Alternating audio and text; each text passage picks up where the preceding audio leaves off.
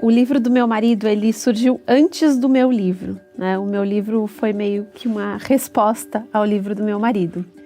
Ele não difere muito, mas enquanto o meu marido chama os pais para participarem mais, para estarem mais próximos dos filhos, o meu mostra que as mães podem se retirar um pouco de cena. Até porque quando a mãe não sai de cena, o pai não entra. Não existe espaço para o pai quando a mãe é muito super protetora. Nesse livro aqui, eu falo sobre como entender que nem tudo que dá errado, a culpa é nossa, das mães. Primeiro essa, né? De entender que a culpa não é sempre sua. Segunda qualidade, escutar os filhos e estabelecer um vínculo legal com os filhos.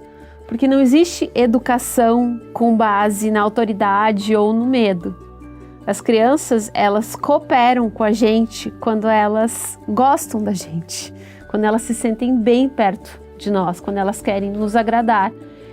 Então, nenhuma mãe vai ser uma mãe top, uma mãe que vai, né, um sucesso em forma de mãe, se os filhos não tiverem admiração, não confiarem e não forem amigos dessa mãe.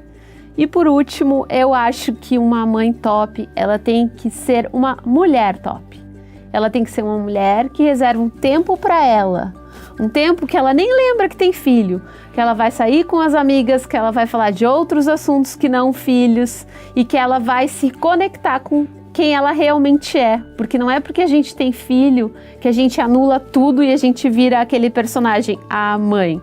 Quando tem um filho, a gente tem que passar o que a gente tem de melhor para esse filho. Mas se a gente ficar só focada nisso, em ser mãe, a gente vai anular. E todas aquelas coisas boas que a gente tem, a gente vai esquecer, e a gente não vai passar para o filho, e a gente vai virar outra pessoa, geralmente bem chata. Não é falar mal, né? Mas reclamar um pouquinho pode sim, porque a maternidade, ela é muito linda, é muito bom ter filhos, mas ela é muito cansativa. E ser mãe de uma criança pequena muitas vezes é muito, muito solitário. Você está ali só com a criança, você não sabe o que fazer. A criança ainda não pode conversar e te ajudar e colaborar. Então, existem essas questões que a gente tem que administrar, né? A maternidade real, ela é bem complexa.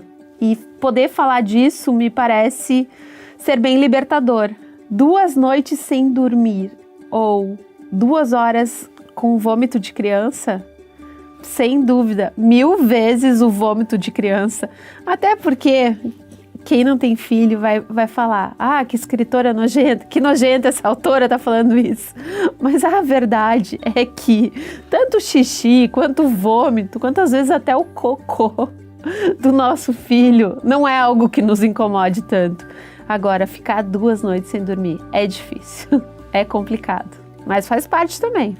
Entre uma birra no supermercado ou as miúdas na minha cama, eu prefiro as miúdas na minha cama, porque eu posso fugir para o sofá.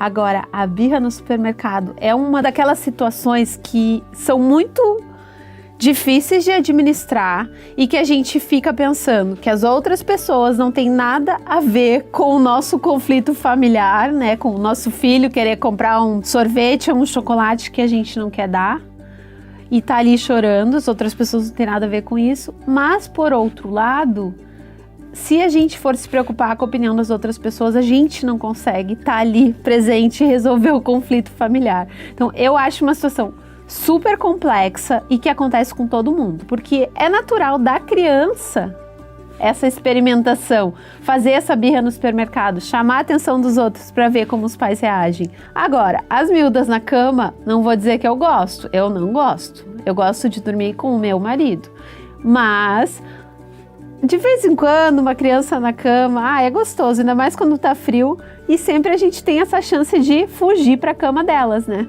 Eu gosto de ler muitas autoras mulheres. Então, ano passado eu peguei a Helena Ferrante, li toda a obra dela.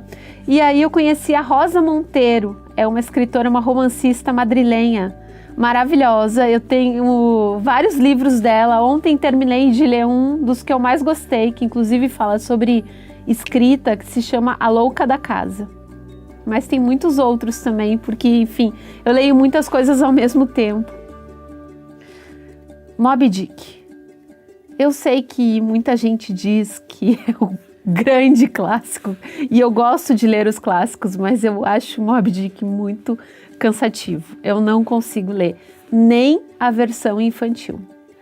Ser mãe tem as suas responsabilidades reais, né? Enquanto as minhas filhas são de menor, né, menores de 18 anos, mas na verdade para a vida toda, eu sou corresponsável pela vida delas, né? Um bebê, por exemplo, depende totalmente da mãe para ser alimentado, para ser cuidado.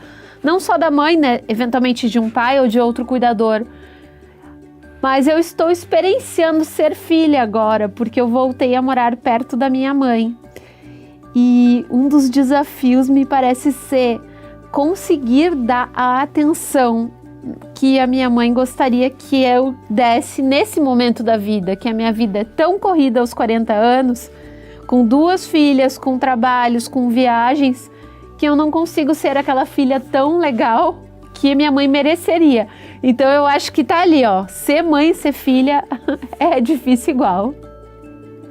Eu costumo viajar com as minhas filhas junto,